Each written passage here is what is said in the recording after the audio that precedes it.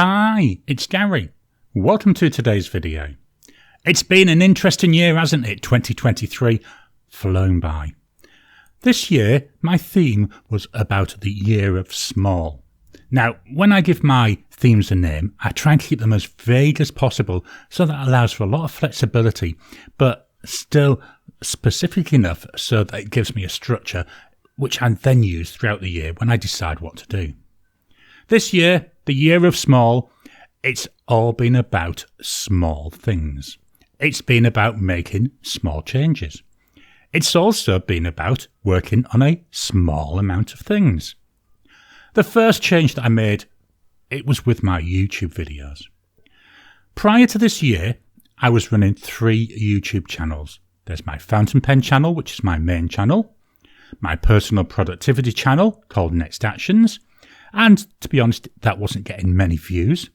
And then also I've got my Tricky Little Questions channel, which is all about answering those strange thoughts that come into the mind. My first change was to reduce the number of videos I was making, a small number of videos. The result, I stopped making regular content for Next Actions, and this allowed me to focus more of my time on the other 2 channels. And I will be honest, it was a bit of a relief. I was getting to the feeling that I was forcing myself to make content for Next Actions just for the sake of it. And then, as I say, it wasn't getting any views. Now, I will still put out occasional videos on this channel, but they're mainly for items that I feel passionate about. So for the first 6 months, I carried on with my 3 videos a week on the Fountain Pen channel and 1 a week on Tricky Little Questions. Now, let's take a closer look at the small changes that I made to each channel. We'll start with Tricky Little Questions. Originally, I was making 1 video a week where I was doing some digging into a specific topic, and then I would create a short video, about 10 minutes, where I explained the research that I'd discovered. I'd also have 1 video a month where it would be in the form of a quiz. Now that might be either a true or false questions, or it could be identifying the subject of a video. I was really enjoying this, but what I was struggling with was finding the time to make those weekly in-depth videos. I need to have several hours each week to research, then to think about it and get all my thoughts together. Then I would go and write the script. Then, once I've got the script, I would have to edit it, review it for accuracy, film the video, edit the video. Quite time consuming. And it was getting to the stage where I wasn't actually enjoying them as much as what I hoped for. But what I was finding enjoyable, it was those quick dives into various topics to let me come up with the photos and the questions for the quizzes. So about halfway through the year, I made a small change. I swapped the format of the channel. What I now do is I create 2 quiz videos per month. One is a true or false quiz, the other one's a photo quiz. Love doing them. That also means that I now only need to create 2 of the more in-depth videos per month. This means I've got more time to research and I've got more time to create these. This small change in the types of videos I'm creating, well, it means that to me, it feels more sustainable and I've got back to enjoying creating that content again. With the Fountain Pen channel, well, I've also made some small changes. I spend more time focusing on my writing practice videos. These are the daily shorts that I put out. And what they are, they're based on my pen of the day and the writing practice that I've been doing with them. Each morning, I sit down and I write 2 A5 pages of quotes. They're a good way to try and focus my mind and to have some time to think and reflect on them. I started the year just writing the quotes. It was quite a relaxing and enjoyable task each morning. As the year went on, well, I would vary the way that I created these short videos. I now still create the shorts. I love doing them. But what I'm doing now is when I'm writing out the quotes each morning, I use 2 fountain pens. My daily pen for a quote, and then below each quote, I write my thoughts that is generated by that quote, and in that, I use a different fountain pen. It's turned these into being more reflective and thought-provoking. It's something I now look forward to doing when I get up in the morning. I also find that putting out these shorts, They make me do write-ins on days when, to be honest, I just don't have the energy or the motivation. I've committed to releasing these videos, and to ensure that I do, I need to release them daily. It means I need to practice my handwriting daily. It means I need to practice mindfulness daily. There's some hidden benefits to making them few small changes to the daily shorts. About halfway through the year, then I started doing my weekly YouTube lives. I will be honest, I absolutely love these. They're my highlight of the week. They started when I did a knockout tournament. The idea is I started with 8 pens. We had a knockout tournament to find out the winner. And what I was doing each week, I was announcing the winning pen in a short live. Well, that's what I thought. It was that enjoyable that each week, them short lives, which I expected, I thought would be 5-10 minutes. They're now over an hour every week. And I love doing them. I love the interactivity of being able to talk to people through the live chat. It's amazing when I think about it. Each week, I'm having a discussion with people from all around the world. Absolutely amazing what technology does. It's now got to the stage, I've only missed 2 in the last 6 months, and both of those were because I was so ill, I just really didn't even have the energy to get out of bed, let alone go live. These lives, they're things I'm definitely going to keep doing. I've also added a new format of video each month. On the middle Sunday, what I now do is I do an inked pens video. This is where I briefly write with all the inked pens I have, apart from those in my EDC rotation, because you see them every week.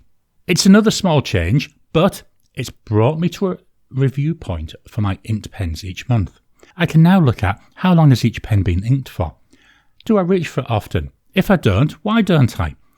And if I don't, why aren't I cleaning it out and just taking it out of rotation? Why have it sat there doing nothing? When I started doing this in September, I had nearly 40 inked pens. In December, the latest one I've recorded, it was down to 10, as I was no longer leaving inked pens there just for the sake of it. In September, I also took the next small step with the Fountain Pen channel, and I introduced memberships. It was a small change to implement, but it was a very large psychological thing to do. I'd known about memberships for a while, but I was struggling with myself about whether to try it or not. And I know it was imposter syndrome, but I was struggling because I was thinking, why would people want to join a channel with a membership? I thought I'll try it. I'll try it as an experiment. I'm glad I did. As of writing this, I've got 7 members. Now, that may not seem like a big number, but to me, it's an absolutely massive result.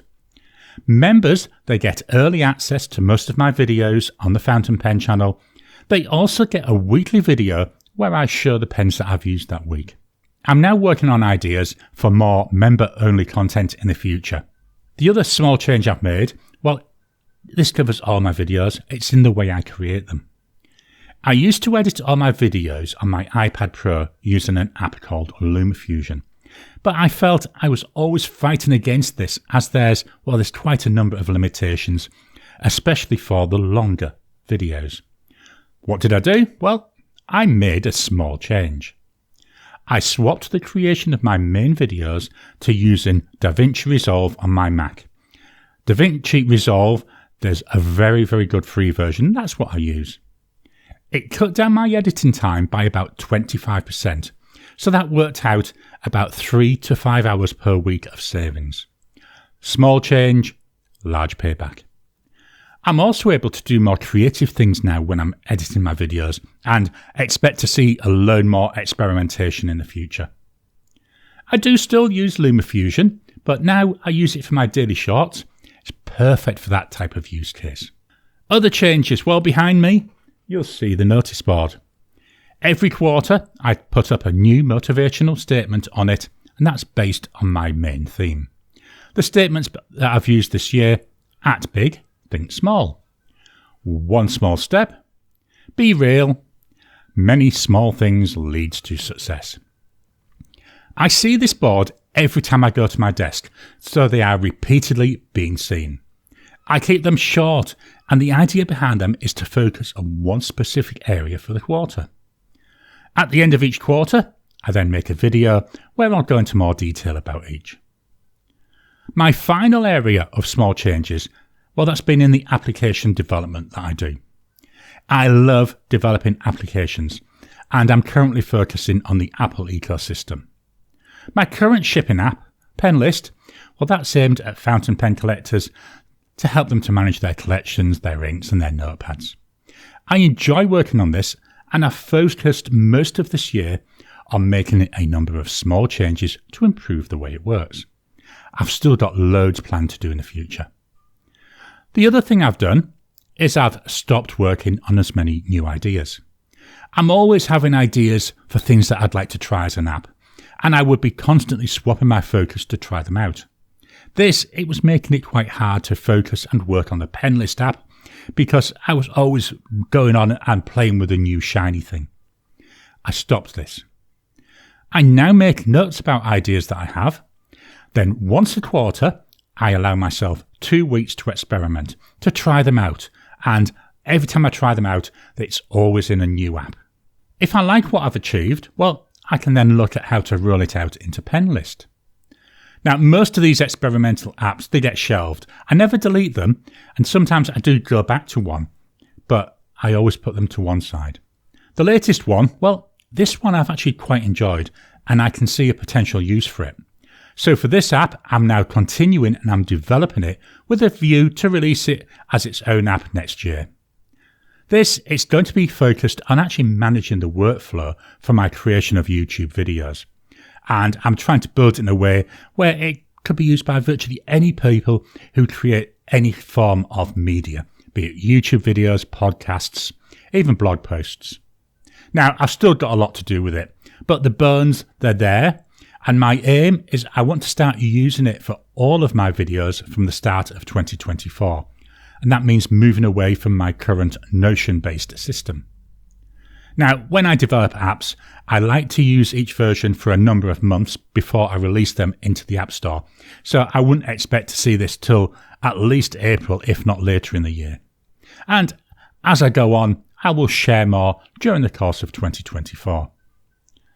The overall feel that I've got for this year is one where I've had more control. By focusing on small things, and yes, I know there's been a lot of small things, I've been able to channel my time more effectively. I feel I'm delivering more and in a higher quality. I don't feel overwhelmed. I feel in control of my work and my life. Join me again in the next video of this theme series where I'll talk about my theme for 2024. I hope you've enjoyed today's video. What are your thoughts? How's your 2023 done? Have you reflected on what happened and how it's affected and made an impact on your life? Why not drop a comment down below with your thoughts on this? Please hit the thumbs up button. Every time you like, every time you comment, just helps with the YouTube algorithm. If you haven't already, please subscribe to my channel so that you can get new videos as I release them. I'll talk to you again soon.